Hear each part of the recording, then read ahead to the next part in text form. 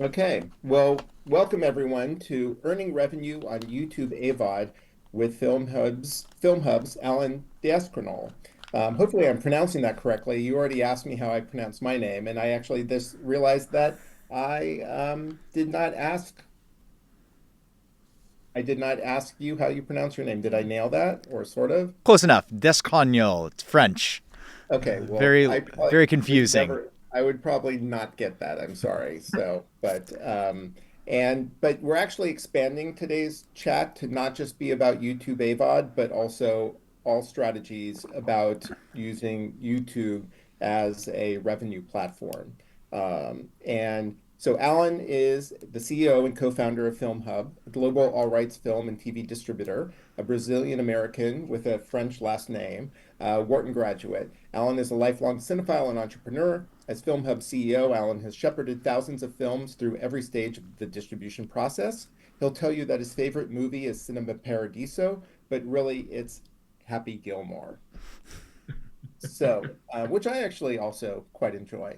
So welcome, Alan, and welcome to another one of our series of Eight Above Substack webinars. I'm actually, okay, so now, sorry, just people are, so just as an FYI, we're recording this session. I'll be posting it on the Substack in the next couple of weeks with also some notes as well. So there's no reason for anyone else to record it than the people on our team that's recording it. But it'll be available very shortly.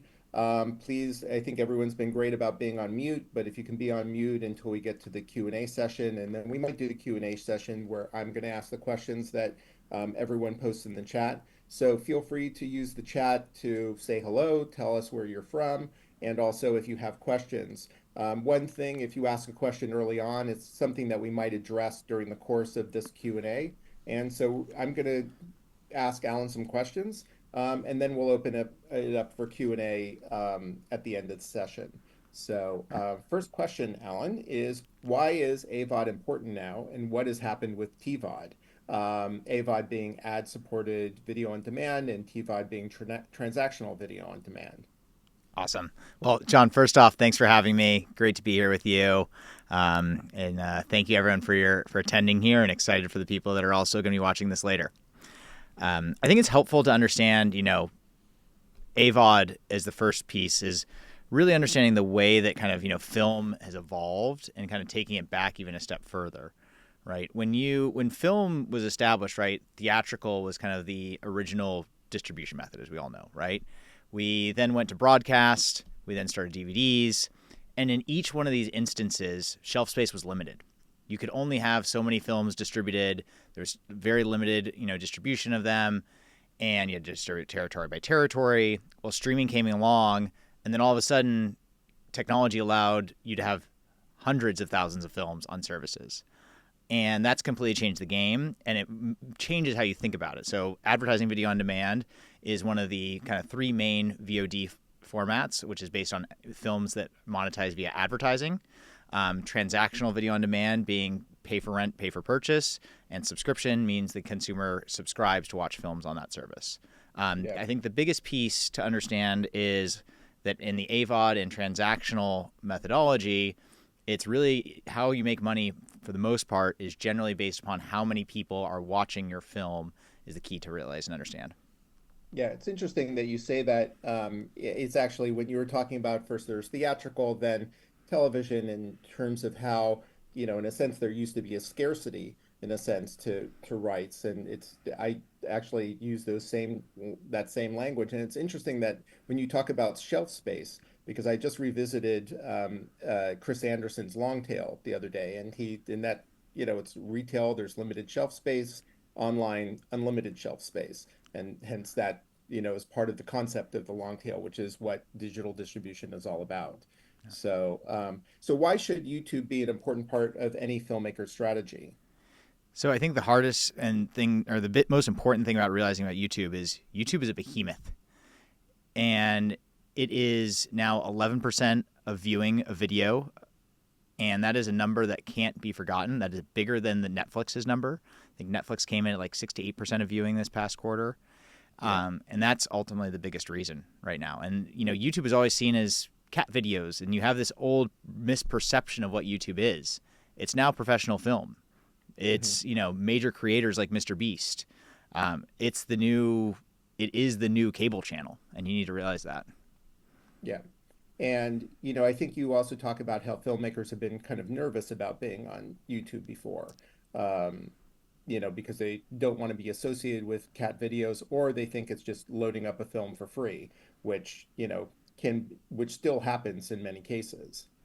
Yeah, I think as a filmmaker, it's scary because one, having the potential of your film, there's this misperception, right, of YouTube is just a place where things get pirated, right? That's a perception that people have, and it's scary because it does happen, right? But the key is monetizing on YouTube is a high potential and a high revenue source if you do it right.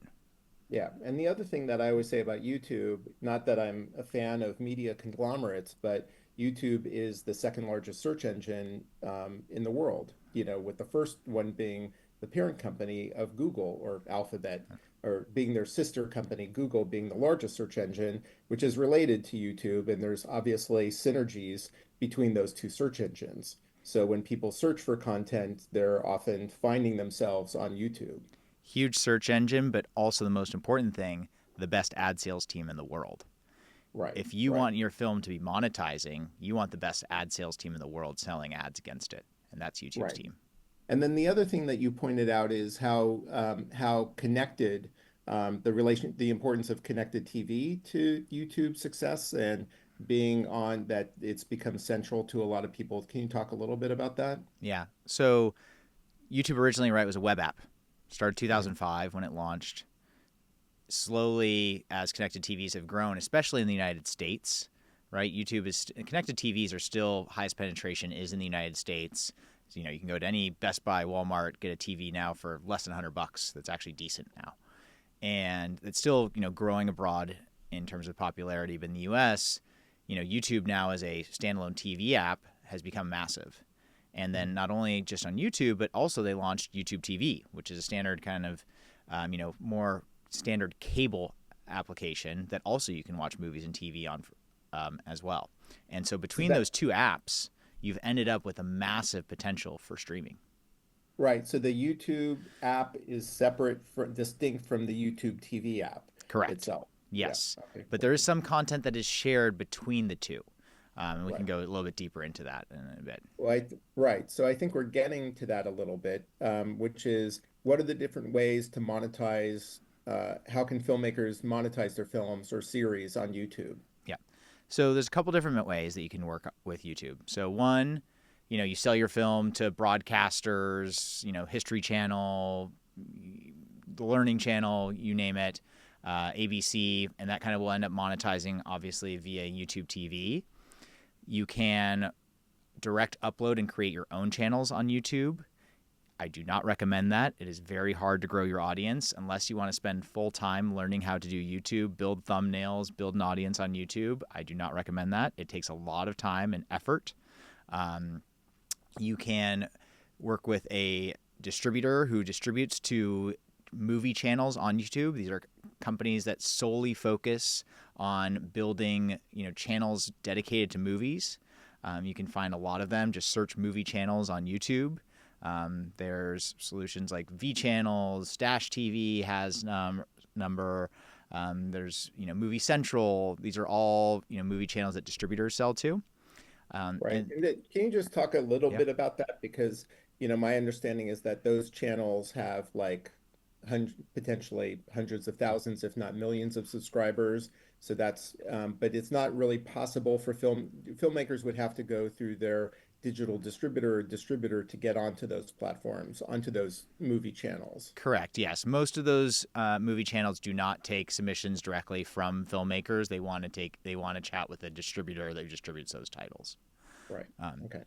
So we and have upload yourself, yeah, then these various free movie channels, yep. then yeah, And then there's also the new YouTube movies and TV section, which has both a transactional component, which honestly it's YouTube, so people aren't paying much to buy and rent because there's so many things available for free. But the new section that is doing extremely well is they're free with ads. section that allows, they work. You can watch it free with ads, and then they're also, of course, you can subscribe as YouTube has YouTube Premium as well. That you get received as part of you get paid out as part of a revenue share pool. So it's kind of a hybrid AVOD, SVOD, TVOD service in the end, the movies and TV section of YouTube. Right. And the interesting thing is that people don't really realize the movies and TV section is on, if you were to go on your TV app, it is on YouTube app, and it is also within the YouTube TV app as well. So you have multiple now chances if you're in the movies and TV section to be monetized. Right. And the key that people, and this new service that's really been developed over the last like 2 to 3 years and still just scratching the surface, is it monetizes at a much higher rate. And the history is YouTube's team was always having problems with selling ads to major advertisers. They have one of the best ad sales teams in the world. But ad sales team would go to major, places and say, "Hey, do you want to buy ads on YouTube?" And they would say, "Well, I don't want my brand to show up next to cat videos." And so what they did was they created this special section for premium movies and TV content that they, are very selective in the content that they take on. They only have a select number of distributors they work with. Filmhub is one of them. And they curate a lot. And so therefore they can go to these advertisers and say, "Hey, we understand you're interested in YouTube, but maybe you're a little bit scared, or maybe you're worried of brand safety for your brand. Well, we have this pre-curated section that we have reviewed everything. We have made sure that is directly within kind of your brand guidelines that you want, and they can sell those ads at a higher CPM, which is great for the filmmaker because they're in more locations on YouTube then. It has this special kind of, premium designation, and it's higher CPMs than standard YouTube. And So so for the that's really so important. sorry, Yeah. just to jump in, there may be people in the audience that don't understand what a CPM is. Yes. So CPM means cost per mil. So that is the dollar amount that you make per 1,000 ad impressions. And an ad impression means that your Coca-Cola ad from the Super Bowl is displayed to you. That's one impression. So it's cost per 1,000 people watching an ad, basically. Right. Yeah. Right. And Okay. generally, just so you I think it's helpful for people to understand like what are CPMs amounts, because it's helpful to understand kind of like structure and dollar amounts. So, I'll give you an idea, like NBC during the Olympics, right? Those are hugely expensive CPMs. They're $60 to $80, right? CPMs in most advertising-based services right now range between $15 to $40. Some go as low as $5 to $15 CPM. And so there's wide variety of how much a CPM can be within there. Right. Okay.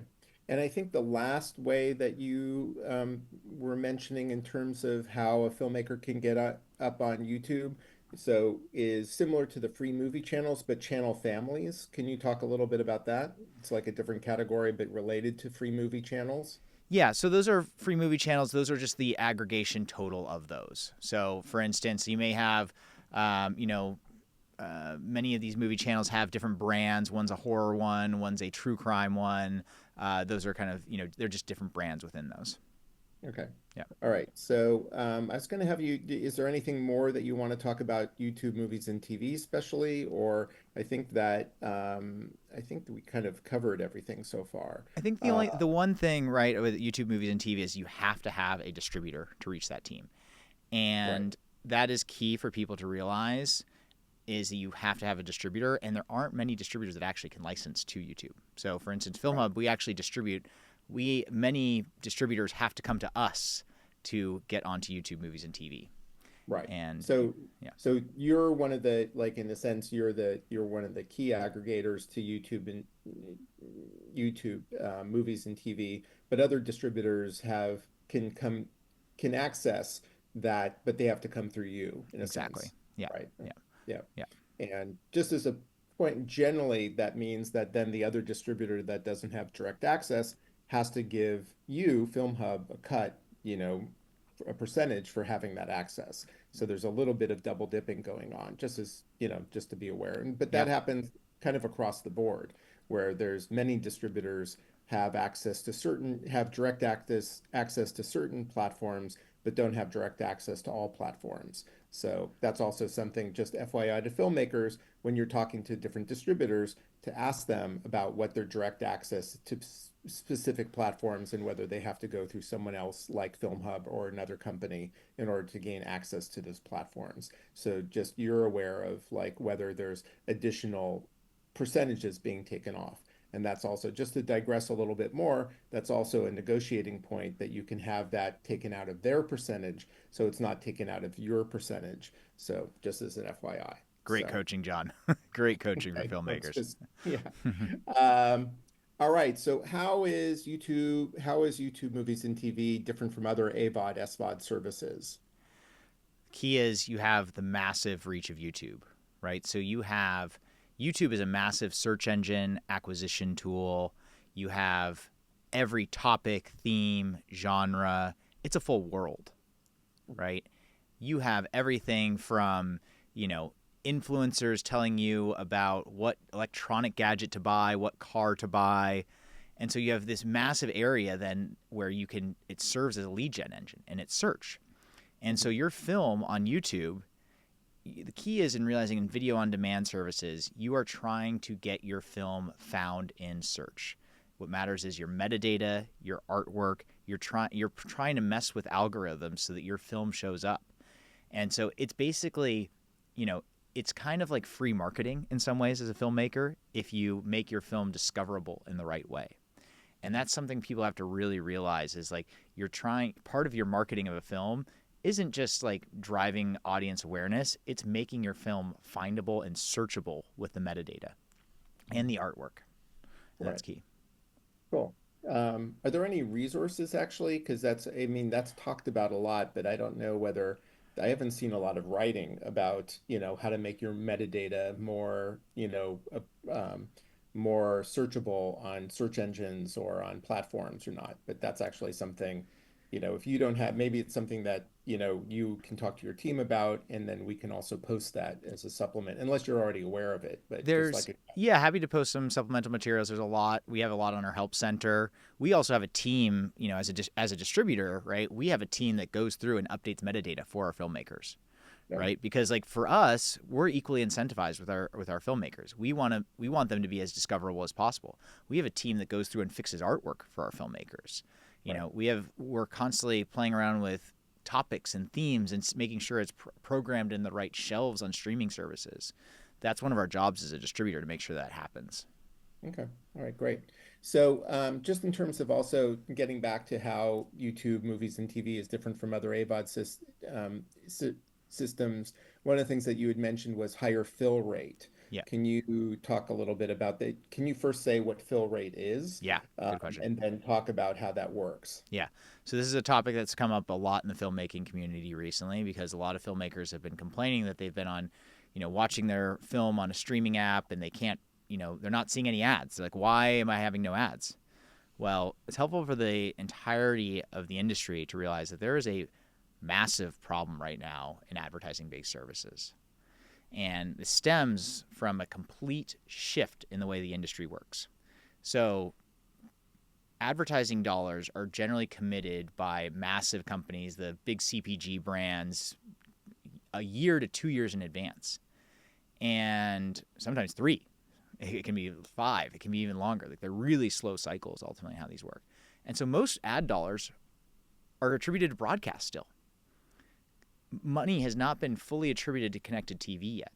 And so people are watching more and more TV on connected TV where the advertising dollars are still being spent in broadcast.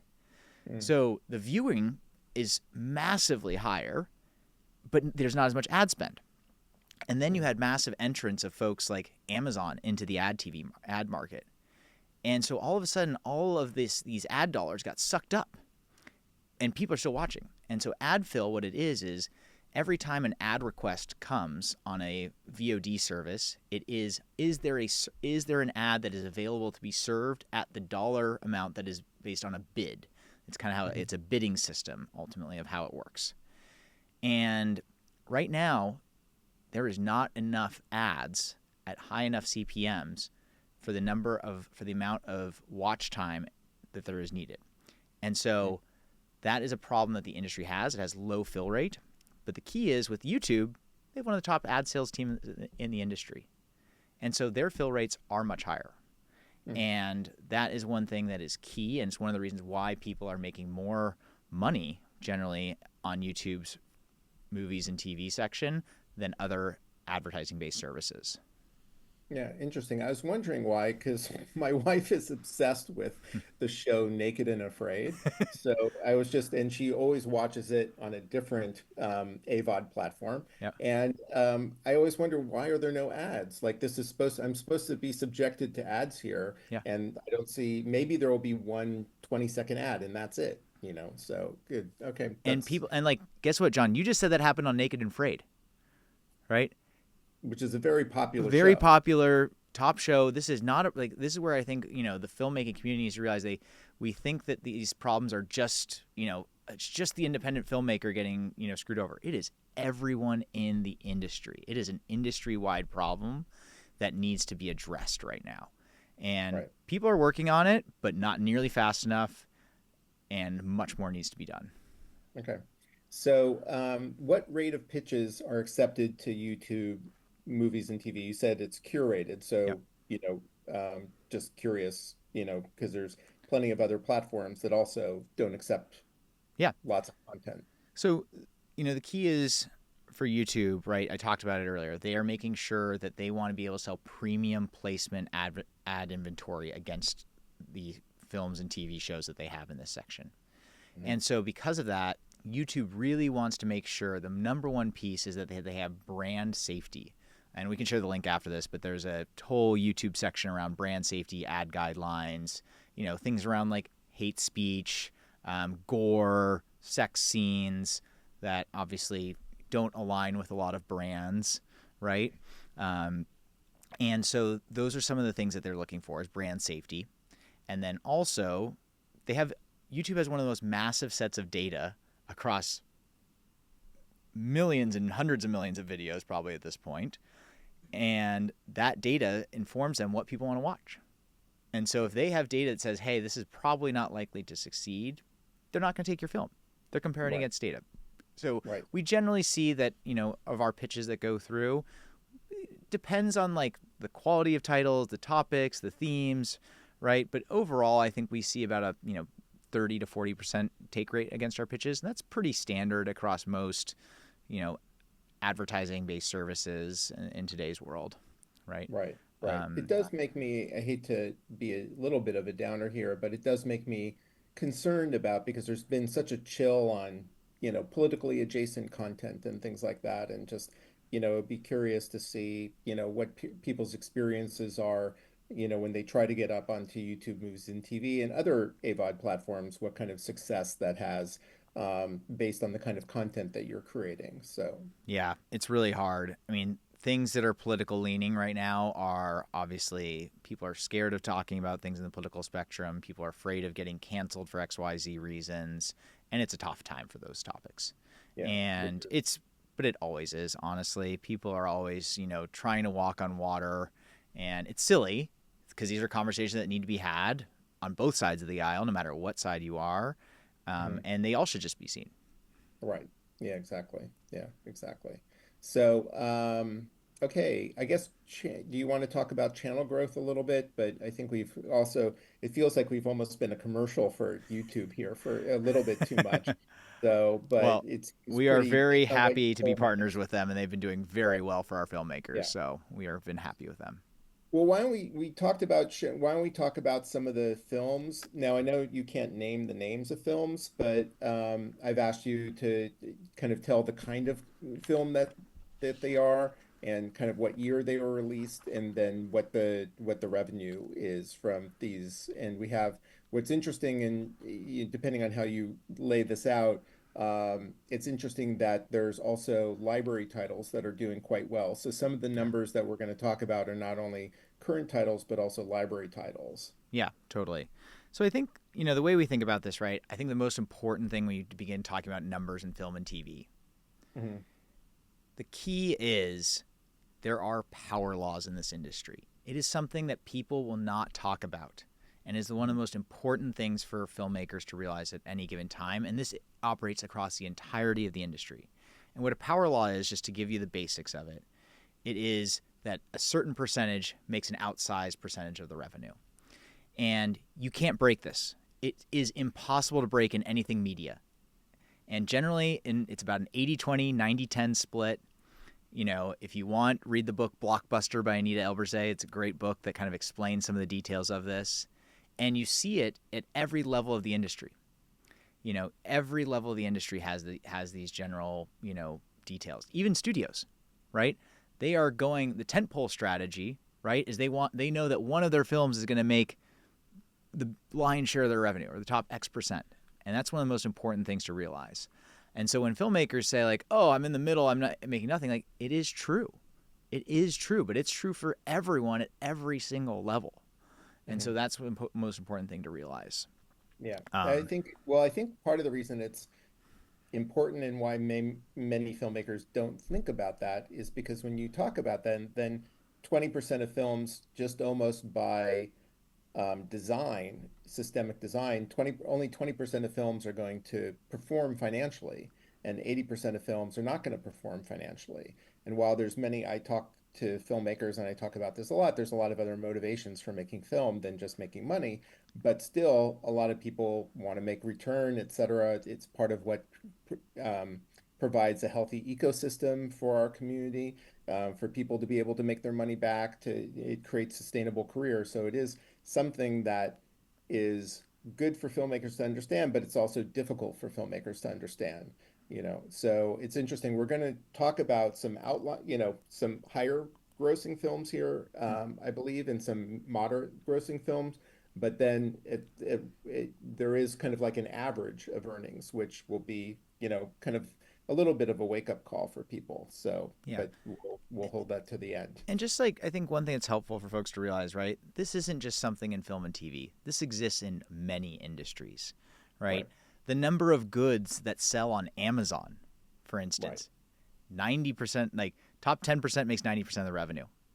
It's true across many businesses. Spotify and music, it's everywhere. Power yeah, laws are something you really need to understand. It's starting a business. 90% of right, businesses fail, right? right. And so this is not just film and TV. You got to really understand that piece. Right. But getting into some of the numbers, I know that's the people thing that people get excited about, right? I mean, we had some films. For instance, we had an indie political thriller that did in 2023 did over $140,000 in 2 years on YouTube. Yeah, That's good and revenue. that also didn't have high level cast on there. Correct. Correct. Right. Yeah. And I think the key is realizing that's one source of revenue, Hmm. right? You're as a filmmaker, especially when you're in revenue share land and you're not selling an exclusive license, you need to have your film in as many locations as possible Hmm. because you need your revenue on YouTube. You need your revenue on this AVOD, that transactional service, DVDs. You need it everywhere because every single location is a potential where you can get sold. And that's the key of what your distributor needs to do for you. Yeah. One of the things I say is that that digital broadcast, that basically digital distribution is the consumer value is essentially convenience. And so if you're going to make it, if this sector of your rights is about convenience, then you should make it as convenient as possible across as many platforms as possible. Granted, there might be an instance where a certain platform might pay you extra for a certain holdback on other platforms, and Yep. then that might be worth it. But in general, if there is no holdback, no one paying you extra for holdback, it does make sense to put it up as widely as possible. The caveat being, because I know I'm going to get feedback on this, is that there's still a certain amount of digital windowing strategy that goes Mm-hmm. on that is based on the potential of earning, which generally there's like this traditional, well, first of all, there would be a pay one window, then a transactional window, which is normally about 90 days, and then maybe a pay two window. And you can correct this, Alan, because you know this better than me, and then an AVOD window. But with depending on how the film is performing on, I'm kind of actually curious. I'm going to digress because I have you here. are TVOD windows shrinking from that traditional 90-day TVOD window Yeah. that used to exist? So it totally depends on the film, the release strategy, how it's financed, how you're planning to market. You can't apply a cookie cutter, this is what it should be, right? Mhm. So, for instance, if you co produce a film with Amazon, right, you're probably stuck, in that deal for 5 years. Your title's there, right? Yeah, Um, that completely changes the strategy, right? right. If you complete a film and we sell it to Netflix and it's there for a 2 year window, right? How you think about releasing it afterwards, you're probably going to not think about like releasing it transactionally because a lot of people have already seen it. You want to get it everywhere, Yeah, right? If it's a film, hey, you haven't sold a pay one window, but you've got a built-in audience. Like we just actually had the program this past month, which hit number 6 on iTunes, right? Known audience, built-in, filmmaker had a built-in audience, knew how to market, knew how to target them. That's one where you need to go transactional, right? And we're going to keep that transactional window for a long time until it kind of realize, hey, it's petering out, it's not going. right. But most filmmakers, they think, oh, I got to do a transactional window. First thing I always ask them, do you actually have a built-in audience or an audience that you think you know exactly how to reach and they want to watch your film? Yeah. If you don't, do not do that because you will waste your time, you will waste your money, and it is not going to go well for you. Right. So just for some people who maybe don't know what a pay one window is, just can you explain what a pay one window is? Yeah. Pay one window is when you make a film, uh, kind of the premium SVOD broadcasters will pay you to license your film for a set period of time. So maybe it's, hey, this is going to be a tentpole title on Netflix, and they want to license it for 2 years, right? After your festival, maybe it's gone to a festival, and they bought it at TIFF, and that's an example of what a pay one window could be. It's for a set period of time, and it's the first kind of that film had a paid upfront deal. Those deals are point X% of films. Like Yeah. it just doesn't really happen much anymore. You go to Yeah. any film that was just at Sundance, any film that was at TIFF, 95% of them are not sold. And don't forget, folks, these are the films that got in. Right. So don't be scared if you're not getting a pay one window. Don't be scared. You can make a lot of money and still not have those. And even actually on a lot of the pay one windows that are being offered, we turn a lot of them down at Filmhub because we see the numbers that they're asking for, and it's pennies compared to what the filmmaker we think can make. Obviously, the question always comes of bird in the hand, two in the bush. Those are questions you have to ultimately decide with your distributor or sales agent that you're working with. Cool. All right, great. All right, some more examples. So I Oh, think you have cool. a supernatural documentary from 2023. Yeah, Supernatural documentary 2023, over 88,000 in just 9 months. Mhm. We had a holiday rom com. Everyone loves their holiday rom coms. Did 38,000. Key is you would think a holiday rom com only does well in December timeframe. Nope, throughout the year. Right. People want to watch things at different times.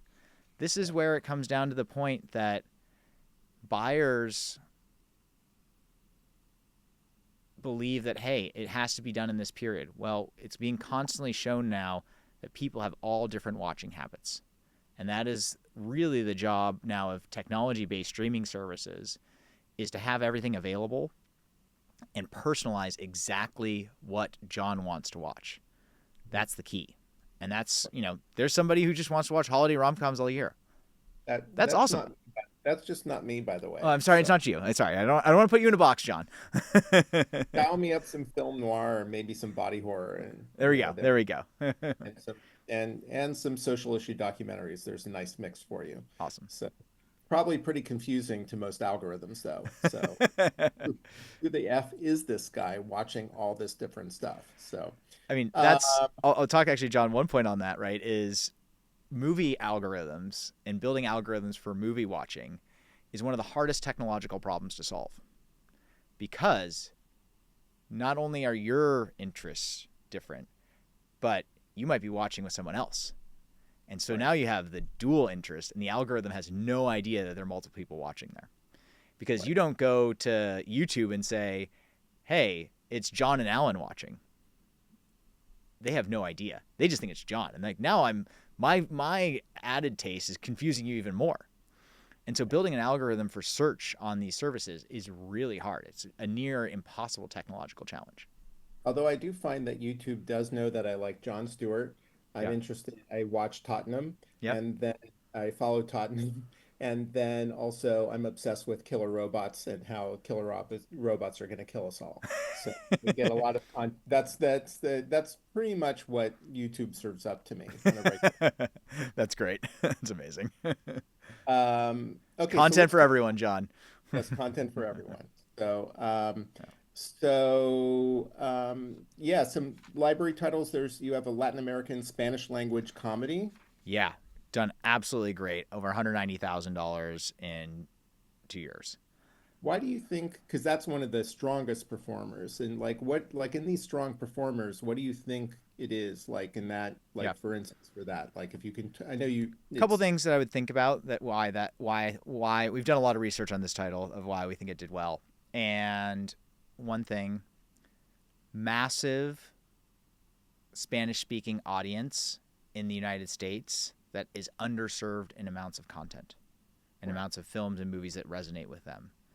So in the world of if YouTube's algorithm realizes that they're a Spanish speaker, there are very few films that are high quality Spanish films that match that group. Mhm. And so when you have, I don't have the, you'd have to look up the exact number of Spanish speaking Americans, but it's pretty high, right? Yeah, And you compare that to the number of films, and you compare the number of Spanish speakers to the number of Spanish films available on YouTube, it's a pretty big difference, right? Compared to English speakers to English films, the chances are much higher, right? right, And that's a film right, also that had a built in audience, had a massive theatrical release previously, and that helped. right. Here's one that I'm kind of fascinated. There's a festival favorite indie drama that you have from 2014. Yep. Yeah, I'm kind of curious about that one. Yeah, I mean, I think the key here, right, is that's a film that was, previously on major SVOD services. We did a re-release for it. It's been to many film festivals, and still has an audience, Hmm. right? Still has an audience. A good film with good artwork will continue to generate money.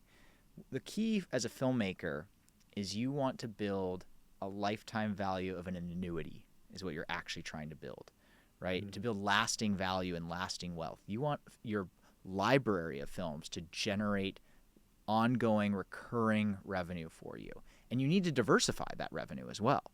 You can't have it all based in one film.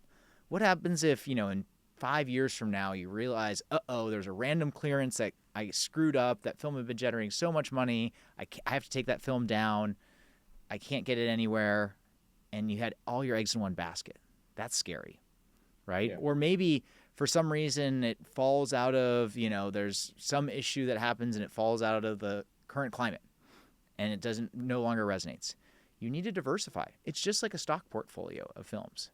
It's one of the Right. reasons why I tell filmmakers as soon as they say like, Alan, I got $1 million to finance a movie. I say, great, go make 10. Yeah, most filmmakers I think a lot of filmmakers don't want to hear that. I would say take $500,000 of that, make a movie, and save $500,000 for distribution and marketing.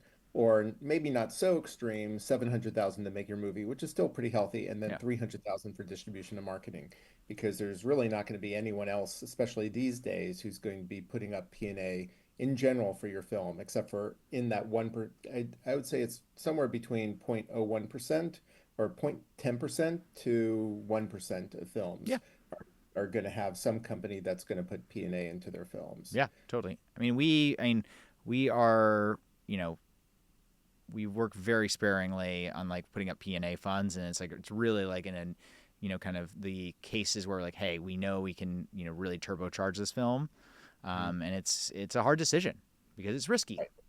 Yep. right? Yep. So let's turn to the sobering statistic, which is the average of films that make on YouTube movies and TV, which Yeah. you were generous enough to share with me. Yeah. So generally, the average has been about $1,200, which I believe the number is roughly over the last year. And that is generally about 4x other major AVOD services. Hmm. And that is huge. But guess what? When you look at the numbers, look at the percentage of number of people that YouTube has, 10 to 11%, right, in watchers, the amount of money that people are making, 4 times as much, which is 4 times generally some of the other major AVOD services. And Right. so it's all about size of audience on those services.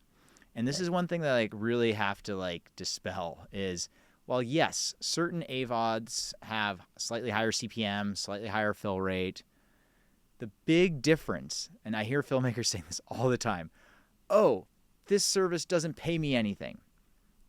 It's not, they're generally making you about the same amount of revenue on a per watch basis across services. Slightly higher in certain services than others. Correct. But the key is it's all about the number of views that your film is getting. Hmm. Is your film attractive to people on that service? And so I just always ask filmmakers look at your film compared to other films on that service and also think about the size of the audience. And yeah, there's going to be some services you're only going to make a small amount of money on, but the key is everything adds up. That is Right. the key. Everything Right. adds up, and the more, even if it's a small amount of money, a small amount of money times five is a bigger amount of money, and that's important. Yeah. Also, if you have library titles, like I still have, I have two documentaries about graffiti and street art that I still have not had time to load up yet, Alan, which I probably will be doing when I get back home. So, and Oh, I'm I'm curious to see, excited to help get those some new life. I'm curious to see how those are going to perform. So, and then, clearly I'll be reporting the statistics and see. But I also know that I think there'll be so I guess this brings me up to, I know we have some other topics, but it's just leading right into what can filmmakers do to ensure the success, or at least not ensure the success, but to give themselves a leg up in the success. I know you mentioned metadata Yep. and also certain marketing materials in terms of key art, etc. But what other are there other things? Is it strictly that, or are there other things Yeah. that filmmakers can do? So it depends on the service, right? It depends on the service, depends on how to get, every service has different programming needs, right? The programming needs of Amazon are different than the programming needs of YouTube, and, they're constantly changing, right? Mhm. The key is you have to think about it, right? The number one thing, you and I would probably both say to a filmmaker is when you start thinking about making a film, first thing you should think about is, well, I think we'd both probably say this: do you want to make money or do you want to make art? Answer one of those questions. Don't say it's both. I actually usually say money, career, change the world, or audience. What is your goal? Similar, And yeah, those are the yeah, four goals that yeah. I lay out. So, Love that. um, yeah. Number two thing is who is the audience for this film? Mhm. Who really is the audience for this film? And think, does that audience exist on that service, on that streaming channel? That's the number two thing because it's not about does that audience exist, is that an audience that streaming channel cares about? And this Yeah. is where it's kind of a little bit of a, misalignment, right? Filmmaker may say, "Oh, I want my film to be on this service," and then I want the person to be found. Well, it changes, and that's something to think about. But the key for for instance, like on YouTube, right? Number one thing comes down to is this even brand and ad safe, Mhm. right? If you have a great slasher horror, which might do well on another AVOD service, but has a bunch of gore, that's not going to do. It's not going to even get selected on YouTube. So you're dead in the water before you start. Right. And so that's one thing to think about. Two is But there's other services that like that kind of stuff. exactly, right? But realize if you make a bloody slasher horror, YouTube opportunities out the door. Yeah. You just got to think about that. And anything ultimately that is in the kind of more gory, highly sexualized, right? And this is the problem. I mean, European films coming to the United States have many problems Mhm. because they're generally more nudity in them. Right. And, But and usually that's never gore and nudity has never prevented films from monetizing that kind of content. in general. Usually there's some market for that content. So I'm not that worried about filmmakers, in the whatever, whatever you would might call sexploitation or, slasher or, giallo kind of content. They usually do relatively fine. Well, worried about them in terms of advertising based services. I think that is something they do Right. need to worry about, right? There's other ways to monetize that film, but there's or show. Yeah, So that's true. the other thing to think about is obviously artwork, right? Mhm. Artwork is number one thing. I mentioned earlier that you are constantly trying to get your film discovered in algorithms. People have 30 thumbnails on a screen. Does yours show up the best? Right. That's what you have to think about. Is it clear that they're going to get what they want, right? That's number, I forget which number I'm on, but that's one of the most important pieces as well. Other piece I would also say is definitely trailer, no matter what. You would be surprised the number of filmmakers we work with that say, hey, you know what? I don't want to finish my trailer. I'm done. I just want my film to get out there. And then they'll complain a month later saying, like, I'm not making enough money. I was like, well, guess what? You're missing a trailer. That's amazing. I, I'm, I'm kind of shocked to hear that, but um, I knowing am, that I would work with would get that far. I yeah, even would go to do trailer cut downs also help, or is it primarily the trailer? Does it are also like 15s and 30s and 60s? Are those also helpful to 15s, have up? 30s, 60s, always helpful. Depends on the service, right? Which ones they want. Um, always recommend having different thoughts on that or different cuts. But I think the key is, once again, just making sure that you have those assets done well, right? Right. It is a super important piece. You spend a ton of time as a filmmaker making a beautiful piece of art. Do the last bit. Get your Yeah. artwork right. Get your trailer done right. Get your captions done right. Look at your metadata. Spend the extra time there. That's the finishing touches, right? Right. What about doing any sort of paid media, such as social ads, Yeah. and does that do you find has have some filmmakers experimented with that? Do you feel like that pushes the needle at all? Yeah, it definitely can. I would say on YouTube, generally when you're advertising on YouTube to push on YouTube, it doesn't work very well because it kind Mhm. of the algorithms can kind of tell what we've seen in our paid media habits. But the key is whenever you're thinking about paid media in film, realize you're paying a CPM to drive towards a CPM.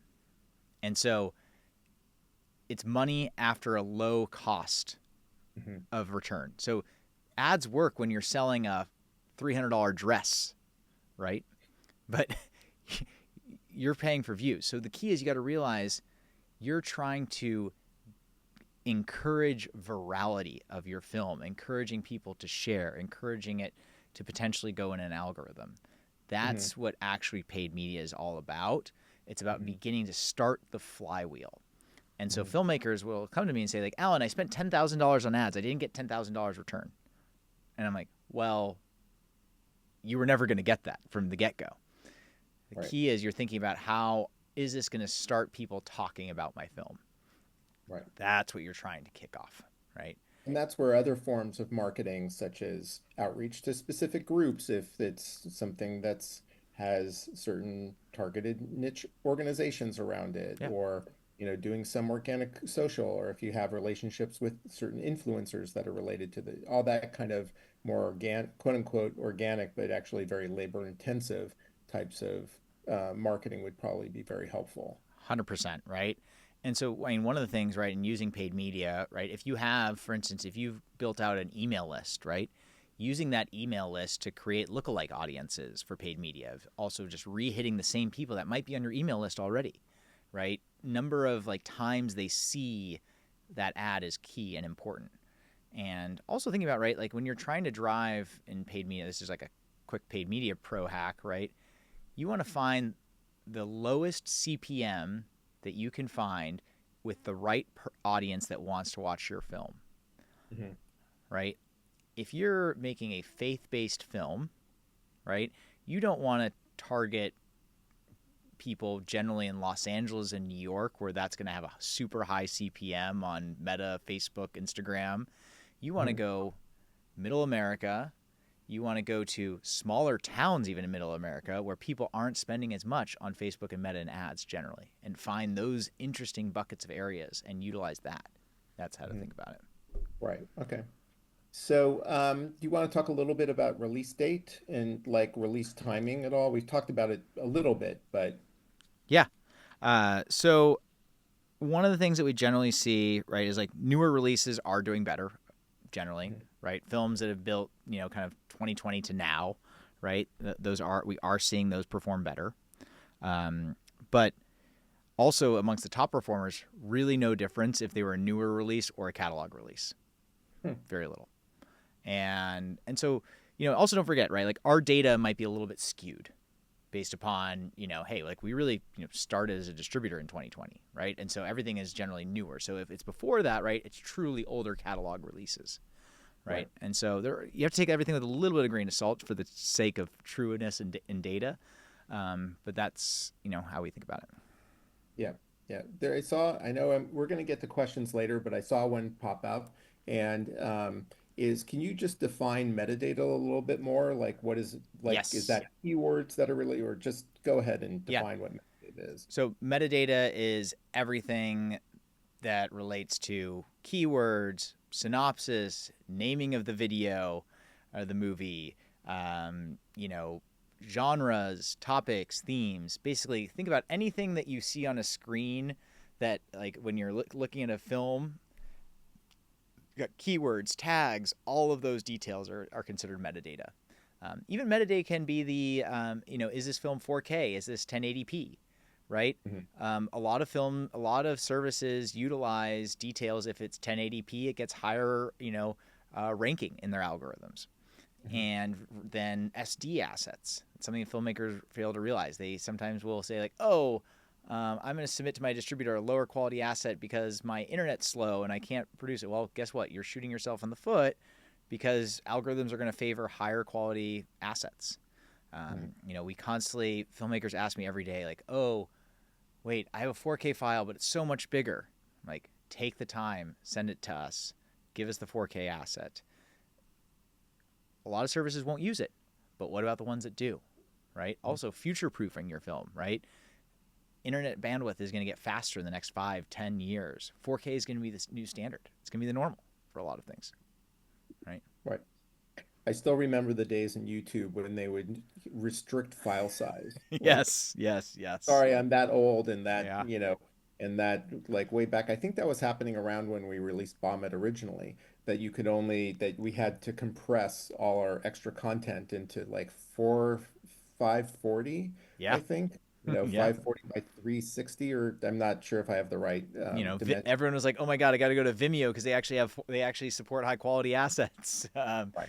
Storage costs were real, right? Yeah. And that's how that's one of the things that these streaming services think about is they think about the cost of storage, and so it's Right. one of the reasons why some of them have decided that they want to be more curatorial.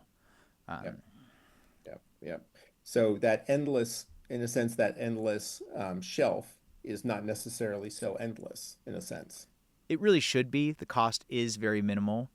I agree. Streaming services haven't thought yet into how they should really build their services for scale and Hmm. building the technological infrastructure that allows them to scale acquisitions effectively. Yeah. Distributors haven't even been able to do this, right? This is like one of the things that we are trying to push as a distributor that also has built technology is making it super simple, low cost for moving assets around the internet. And that's one of the things Yeah. that's really important. Yeah, because it's, the initial promise of this back in '05, '04, whatever, was that like eventually, not eventually, but pretty soon, every film that you potentially want to watch is just going to be there available for you. Yeah, That has not happened. not happened And at all, right? no, plenty of movies are put up and then taken down. Like I gave away, I had a huge, this is also, here's dating myself. I had a huge VHS collection Yep. of things that I would tape off TV, okay, or cable. Okay, I was like one of those guys. And I threw it all away Yeah. because, or I recycled all of it. And now I'm starting, and not now, but it's like 5 years ago when I realized that internet, that unlimited internet of every movie that you could ever want was going to be available was not happening. Yeah. And I was going, yeah.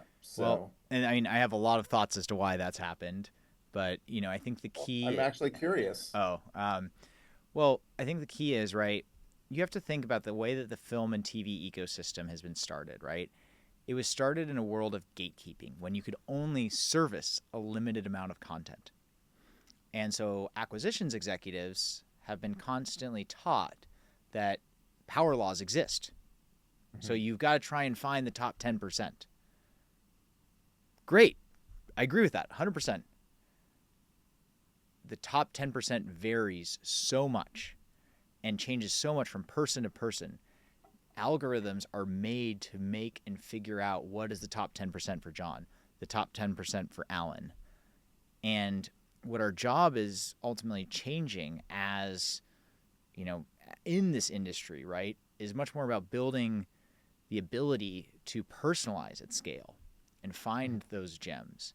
And jobs of, kind of acquisitions executives is really evolving much more into how do I cost effectively acquire titles at scale and personalize. And that's a bit of a controversial opinion that I have. Mhm. Um, People, may debate that, and but I think, similar to YouTube, right?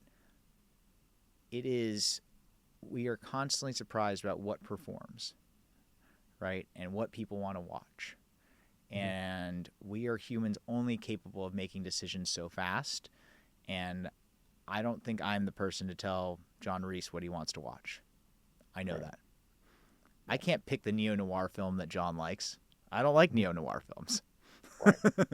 That's, to me, that's because I still feel, even though, because I do watch certain kinds of content on YouTube, and YouTube knows what I watch on YouTube. So, but I watch all different kinds of content all across Yeah. across various platforms.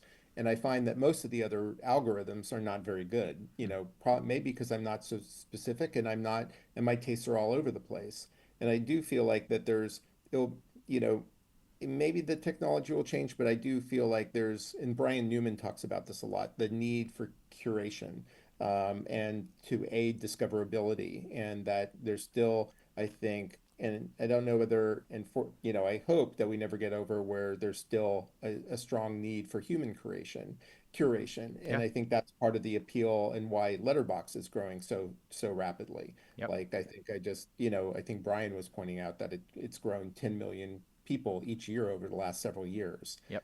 because people have that desire and need to hear about interesting art in general from other people. Yep. And that's something that I hope that we keep and cherish and don't lose in this, in our ever expanding technological, as we become subsumed in certain technologies. Yeah.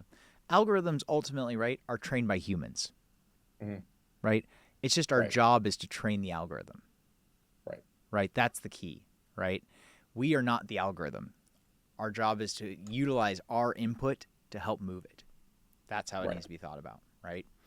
And that's the key is like, I know I use the word algorithm and it's kind of a scary word to folks, right? It's technology, it's change, it's different, but the key is humans are still doing the work to train that, right? And Right. that's what's important to realize. The Yeah. input of the creative decision of deciding what is neo noir, how to identify neo noir, that's something that's trained by humans, right? Right. That's what an acquisitions person is doing. Right. But maybe those humans that are programming need a little film education. Definitely. Definitely. All right, so we're almost ready for questions. It's the one thing I just wanted to ask finally is TVOD dead? TVOD's not dead. TVOD's not dead. It is definitely down. Don't get me wrong. It is, in a world where there's so many films and TV shows available to watch for free, getting people to pay is getting harder and harder. But it's not dead. There is still revenue to be made for the right films. We just had the top, a top 10 on iTunes this past month, or Apple TV as it's now called. I will get that right one day. And it's still a pretty big area, but it is not dead, but it is definitely shrinking. And so Okay. counting on transactional is definitely something that filmmakers really shouldn't do unless they know they've got the right audience. Okay. All right, cool. All right, so I'm going to go to questions. You have Ansley and Sean moderating in the back channels and pulling up some questions. So I'm going to just start at the top. This is one. How can we get some Bollywood films with major Bollywood stars to Filmhub for global? So how to get major talent, other questions, others added questions about local celebrities or talent. But let's just go with the Bollywood question. And do you think We that there's distribute a lot of Bollywood films. Would love to talk with you. Um, Please reach out at filmhub.com, and our acquisitions team would love to work with you on Bollywood films, whoever that is. Yeah. Okay, cool. Great. We have Uh, our filmmakers. This is a fun stat. We have filmmakers in 100 plus countries, and we pay in people in 100 plus countries. And so we believe that great talent comes from anywhere. Great. Cool. All right. Here's one. Who negotiates CPM for films or how to do it? But I don't think it's something that I guess how is that negotiated, the CPM for films? Yeah. So it is, well, let's see, how should I break this down? There's a couple, to not go too complicated here. The CPM for film is generally, there's what are called ad-based decision processing tools that basically are programmatic. There's types of ads that are programmatically bought and sold, and there are ads that are bought and sold that are not programmatic, that are kind of what are called direct sales. Programmatic advertising, the what's called a floor on the CPM, is set by the streaming service generally. There are exceptions to that, and so they say, hey, CPMS, if they're going to be, if an ad is going to be bought against this ad slot, it has to be at least at a $15 CPM, and it's generally set in the programmatic world by the service itself. Okay. Um, Okay, yeah, cool. simple answer, but there's a lot more to that. Definitely recommend, if you want to go deep in the world of CPMS, ChatGPT is a great place to start. All right. All right. So would posting my movies on, I guess, this filmmaker's own YouTube channel negatively affect my possibility of getting on Tubi or other AVOD services? So if you post your film on your own YouTube channel, you will not be able to get on YouTube Movies and TV or other YouTube channels, which can drive higher CPM and higher returns for you. So it affects you on YouTube. So that's one of the reasons we always recommend don't post on your own YouTube channels, because you probably have a lesser viewership potential than on other locations. In terms of, does that affect you on other AVOD services? No, it generally does not. Okay, cool. Each service you have to think about as kind of its own world, right? It's similar to territories of yesteryear, of selling your film in the UK, selling your film in Australia, selling it in Canada. Think about each streaming platform as a different territory. They don't overlap really. Right. Okay, cool. What criteria does FilmHub have to pitch one of its titles to YouTube movies? How do you decide what you're going to pitch? Yeah. So once again, same general things I talked about, right? Where we are looking at the data, right, of what YouTube is accepting. And so we are running through that data and seeing, hey, based upon what they're looking for, is this the right film that we should be pitching to them? And that's the job of our sales team, right? Our sales team is looking at that on a weekly basis and across all of our services that we're working with, right? They're talking to the buyers saying, hey, what are you looking for? We look at the data of what they've actually selected, and we utilize that information to reinform what we're pitching to them again. And they've given, they always give us kind of, basic, hey, we're looking for things that are brand safe in these topics, in these themes. And we also look at the, actual selections. Sometimes they don't always represent, and we have to kind of work with the buyers, ask for clarifications, and work with that. That's our job as a distributor, though, is to work with the buyers and make sure we know what they are looking for. It's one of the reasons also we generally try to communicate out to filmmakers. We say, like, hey, these are the topics and themes that are, we actually list directly on our dashboard what topics and themes the streaming channels are looking for. That's super important. Cool. So this is actually pretty interesting. Do filmmakers need to create chapters for ad breaks, or is that created by, do filmmakers have any say in where the ad breaks are? Yeah, Can you set up your film in saying this is where I'd like the ad breaks to be? Or good is that question. something completely decided by either you or by YouTube? Good question. So when we take deliverables from a film, we do ask that a filmmaker submits their chapter or an ad break requests. Different services have different standards. So some services will take those ad breaks that we send to them, some will not. But its key is we want at least a recommended ad break and chapter from the filmmaker. It's super important Yeah. because And then you also want to know. Sorry, 1 second. Just one more piece is that we want those from the filmmaker because they know the best point also where an ad break is good. You know your film back and forth. yeah, You have spent years in some instances thinking through this storyline. You know where a break might be good or might be bad. So, yeah. you should do that. And then how many breaks should filmmakers plan for ad breaks? We generally say every 8 to 12 minutes we need an ad break. So it's similar to old DVD chapters. It's similar to old DVD chapters. They stole it from the same kind of thought process. Uh, it's the same over and over again in this For industry your library sometimes. titles, if you already have your DVD chapters, you're kind of already set. We use the exact same. I've literally, told filmmakers sometimes like, hey, just take your old DVD and use the exact same frame second codes. Right. Okay. So apart from the 80/20 split for Filmhub, are there additional fees that are charged? No expenses and no deductions. We do have Okay. added services if someone wants, like we create artwork, captions. We do have, the ability to upgrade to, have a dedicated, acquisitions executive that works with you, faster turnarounds, better analytics in our dashboard, but no expenses or deductions. Okay. Is there any data on whether putting your film up on YouTube or other AVOD, or how essentially the question is that how does AVOD cut into TVOD revenue?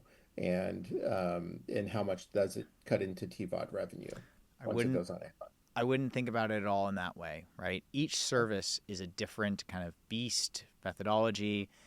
I have had films that did thousands of dollars on TVOD revenue while it was live on an AVOD service. People constantly think that, oh, if I'm live here, I won't make money here. Guess what? Unless your film has a massive, massive audience and massive marketing that you're pushing it all to, they're not going to find your film on these other services. And so it's key is each service has its own, thought process and how you think about it. Right. Yeah. So there's a question here, which I think you've maybe answered, and I don't know how much you can answer this, is how does the YouTube revenue from YouTube movies and TV compared to Tubi or Pluto? I would say generally, like the numbers I can share is like we're seeing that YouTube's numbers are 4x what we're seeing on other major AVODs. And there's a lot of other major AVODs that we work with. Right, right. Okay. Let's see. Well, this is a question. Well, for Donnie, the question, where should we see political films? Well, that's a big question, that actually needs to be, that needs to be addressed.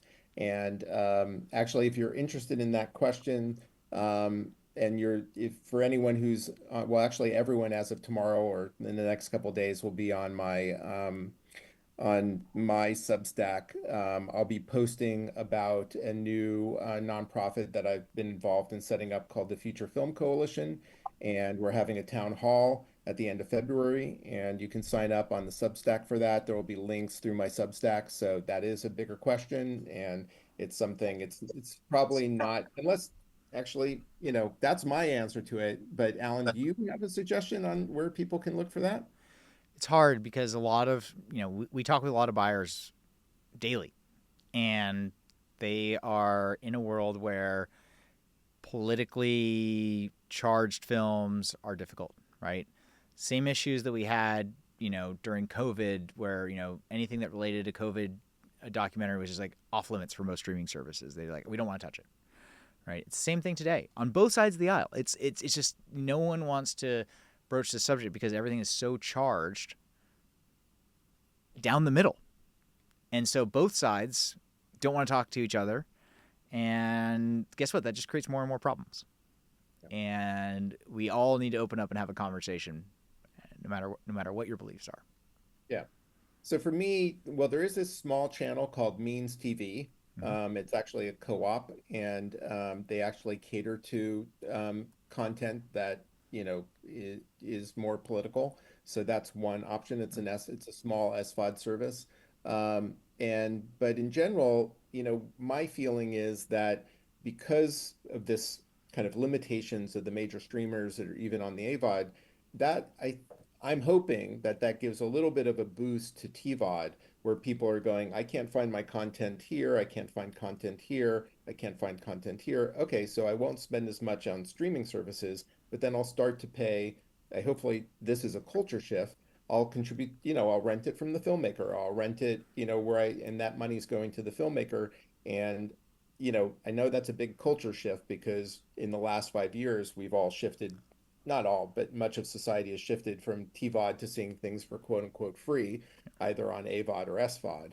So that's one potential hope until there's some other homes for this. Yep. Let's see. Oh, one question I had before I go. So, how about, because I always advocate for filmmakers to have fans of their work, which I feel that they should cultivate at every opportunity and get email addresses and, Hmm. create an email list to write reviews of content. And that, I've seen like a Yale Business School study talking about the effects of reviews on Amazon.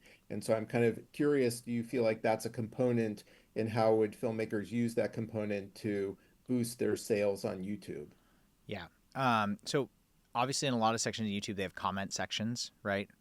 Comments matter. Hmm. Comments matter. If you use the, you got little thumbs up, right? In a lot of these apps, YouTube especially, if you got a lot of thumbs up, people are gonna watch it, right? It helps. It's one extra piece of. It's actually another instance of metadata. It's another instance of metadata that helps drive towards your film. So any sort of reviews, definitely something that help, right? One of the things I always say to filmmakers is try to Google your film. If you Google your film and it's shows up simply in Google search, and it's got the nice shows your ratings on Rotten Tomatoes or IMDb or Letterboxd and shows up in those, guess what? If someone's deciding where they want to watch your film, it shows up well there. It's gonna look good. It's an important piece, Right. right? Okay. Um, yeah. Yeah, so we've talked a lot about features. How does YouTube deal with, so series is one thing. So the big question, I guess, in a sense, is shorts. Is there a role for shorts on YouTube? And do you handle shorts? We do handle shorts. We distribute to some shorts channels. They don't work for YouTube movies and TV. YouTube movies and TV is only longer form content over 40 minutes. But there are some shorts channels. The key is realize when you're selling a short, it's advertising based upon viewership length and number of ads sold. So Hmm. already in a short, it's very hard to make money because Right. if you're a 3 minute short or a 10 minute short versus a 60 minute movie, you're already at 1/6 of the revenue potential. Right. So Right. you Yeah. start out the Yeah. gate. Yeah. Yeah. Let's see. Let's see. I'm just going through. I think I'm going to answer a couple more. I'm going to ask a couple more. Okay. Uh, oh, okay. Here's one. When reaching out to Filmhub, what do they need to have ready? And what can they do to maximize their application? So we generally recommend we generally recommend that you have your completed film ready, that you have looked over and have your deliverables ready. So we have a great help center that explains all of our deliverables that we need for your assets, your captions. We recommend that you have those ready to go, and reach out at that point. That's the best time to reach out. But if you need help getting your deliverables prepared, we have a team that helps you do that. Right? We are a full service distributor. We have the capabilities helping you as you need. Or if not, we have one of the largest networks in film and TV and can help you find somebody. Right. And then another question, something that I always ask distributors, are filmmakers able to carve out certain rights, like for instance, educational, or the right to be able to sell the film off their website, or other kinds of rights like that? Great question. So the rights we take are non-exclusive for the most part. Sometimes we do take exclusive rights, depends on the deal that we're doing. In the instance of non-exclusive, you can carve out territories. If you do want to remove a channel, we do have a service that allows you to do that. It is a paid service, but we always want to make sure that you are in control of your rights to the most extent possible. All right. So, is there a genre that streamers can't get enough of? I mean that's pretty odd. I mean, true crime. I mean, it's the stuff that they're buying still Yeah. for documentary, true crime, celebrity, cults, etc. So it's a matter of like what's like those genres are kind of already, I guess, aliens and alien abduction. I'm just Yeah. rattling. I'm not even letting Alan answer. I'm just answering because my knowledge. But I'm kind of curious. And so the thing is like, how do you get other kinds of content? But like, are there any others that I missed besides that? Totally depends on the service, depends on where they are. Maybe they already have that service, may already have a deal, an output deal where they have all the UFO documentaries that they want, right? Hmm. Maybe that Yeah, happens. yeah, It's it varies. yeah. Yeah. Cool. So I think that's all for the questions, and we've already gone like an hour and 15. Thank you so much for your time. Is there any last thing that we haven't talked about that you'd like to potentially end with? I think the number one thing is for filmmakers, YouTube opportunity is massive right now. If you are not taking advantage of it right now, you're missing out.